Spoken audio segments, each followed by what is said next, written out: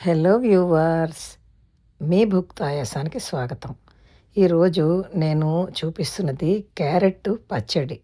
దీనికి ముందుగా మూకుట్లో కొంచెం నూనె వేసుకుని, అందులో పచ్చిమిరపకాయలు వేసుకుని, ఆ పైన సన్నగా తరిగిన క్యారెట్ వేసుకుని, ఒకసారి కలుపుకొని, ఆ పైన పసుపు, ఈ క్యారెట్ ముక్కలకి తగినంత ఉప్పు వేసుకుని, మూత పెట్టకుండా ఒక నిమిషం పాటు వేయించుకోవాలి. వేయించుకున్నాక ఆ పైన చిన్న నిమ్మకాయ సైజులో చింతపండు తీసుకుని, అది కూడా దాని మీదన వేసుకుని ఒకసారి కలిపి ఆపేసుకోవాలి. ఈ క్యారెట్ ముక్కల్ని ఆరే వరకు పక్కన పెట్టుకోవాలి.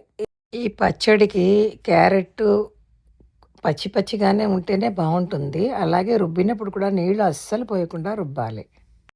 క్యారెట్ ఆరేలోపు వేరే మూకుడు పెట్టుకుని కొంచెం నూనె వేసుకుని, ఆ నూనెలోని ఎండుమిరపకాయలు, మినప్పప్పు, జీలకర్ర, ఆవాలు, కరివేపాకు కూడా వేసుకుని పోపు, ఆ పైన దాని మీదన సన్నగా తరిగిన ఉల్లిపాయ ముక్కల్ని వేసుకుని, ఉల్లిపాయలు మీద ఈ ఉల్లిపాయలకి తగ్గట్టుగా ఉప్పు కూడా వేసుకుని కాస్త రంగు మారే వరకు వేయించుకుని ఉంచుకోవాలి.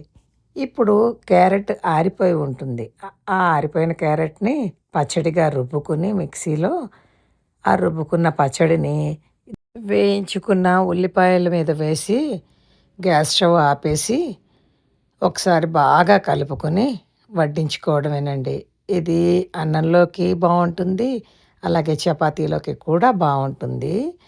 ఇది కొంచెం కారం తక్కువ వేసుకుంటే పిల్లలు కూడా చాలా ఇష్టంగా తింటారండి. Thank you.